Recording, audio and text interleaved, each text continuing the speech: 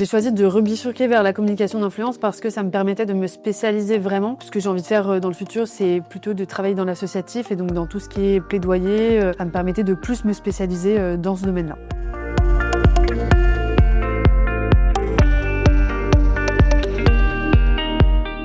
Bonjour, je m'appelle Marie-Ève Saint-Georges, je suis enseignante-chercheur en sciences de l'information, de la communication et co-responsable du master communication d'influence. Bonjour, je m'appelle Clémence Romet et je suis étudiante en M2 communication d'influence.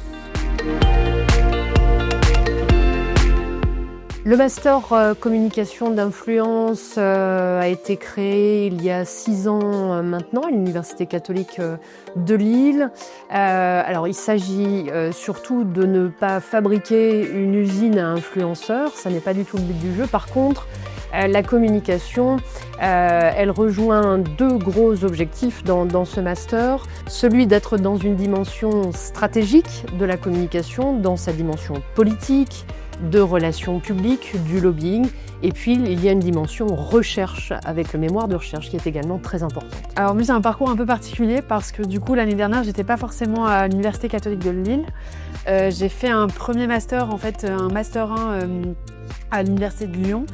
Et j'ai choisi de rebifurquer vers la communication d'influence parce que ça me permettait de me spécialiser vraiment. Ce que j'ai envie de faire dans le futur, c'est plutôt de travailler dans l'associatif et donc dans tout ce qui est plaidoyer. Ça me permettait de plus me spécialiser dans ce domaine-là. Alors sur les matières principales enseignées, on va dans un premier temps en M1 sur les 2 premiers semestres se focaliser sur le panorama médiatique actuel qui est particulièrement mouvant, politiquement et stratégiquement aussi à questionner dans les ressorts de prise de parole publique, dans la dimension déontologique, éthique aussi. Et puis on va avoir par petites touches théoriques aussi la possibilité d'un cadrage dans la psychosociologie des organisations par exemple, dans le langage, le discours et bien sûr l'analyse politique. Ma matière préférée, alors j'en ai eu 2 que j'ai beaucoup aimé. Il y a eu communication des élus où on a dû faire un exposé justement sur un élu qu'on choisissait en particulier. Et j'ai beaucoup aimé aussi, on a eu un projet sur le Kazakhstan où en fait on a été à l'ambassade du Kazakhstan et c'était très intéressant de choisir quels étaient les influenceurs qu'on pouvait mobiliser, enfin que le Kazakhstan pouvait mobiliser en tant que pays pour attirer justement les touristes en fait et même des investissements économiques. Et donc ça c'était un très gros projet aussi qui m'a beaucoup plu. Il permet à l'issue des 2 années de master de glaner d'abord en première année, en fin de première année, un stage de 3 à 4 mois, puis en fin de master, de M2, de 2e année de master, nous sommes entre 4 et 6 mois, ce qui fait une très belle expérience professionnelle à l'issue des 2 années de master. Alors du coup, je suis dans un stage dans une fédération qui s'appelle la Fédération 3977. C'est un numéro de téléphone qu'on peut appeler, donc c'est un service public qui a été mis en place par l'État. Et les personnes âgées, les personnes en situation de handicap qui se font maltraiter peuvent appeler ce numéro-là. Et en fait, c'est dans la continuité de mon mémoire et dans la continuité des différents stages que j'ai pu faire en licence MCC et même en master aussi.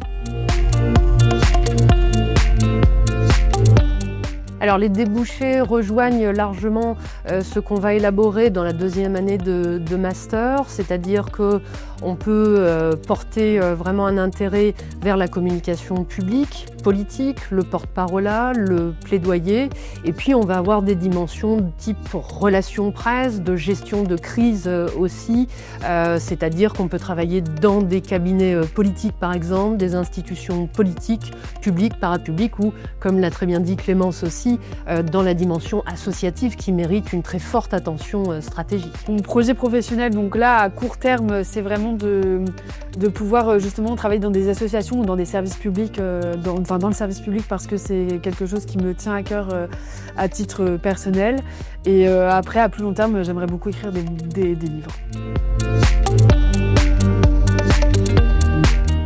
S'agissant des critères de sélection, en réalité, ils suivent la plateformisation des candidatures. Donc on va sur la plateforme monmaster.gouv, on y dépose son dossier, on prête une attention toute particulière aussi au projet de mémoire de recherche parce que c'est un travail qui s'élabore sur 2 années pour lequel on ne peut pas improviser. Donc on va beaucoup étudier le projet de mémoire de recherche, mais également de voir un peu comment le profil de l'étudiante ou de l'étudiant qui vient de sa licence, voire d'un autre master, ce qui se produit aussi de temps en temps, eh bien comment cette personne aura déjà un bagage théorique, tant qu'à faire sur les sciences de l'information, de la communication, et une vraie appétence aussi, pas que sur les outils et être un geek si je puis dire, mais avoir déjà en tête, un peu comme le disait Clémence, une appétence sur un domaine, sur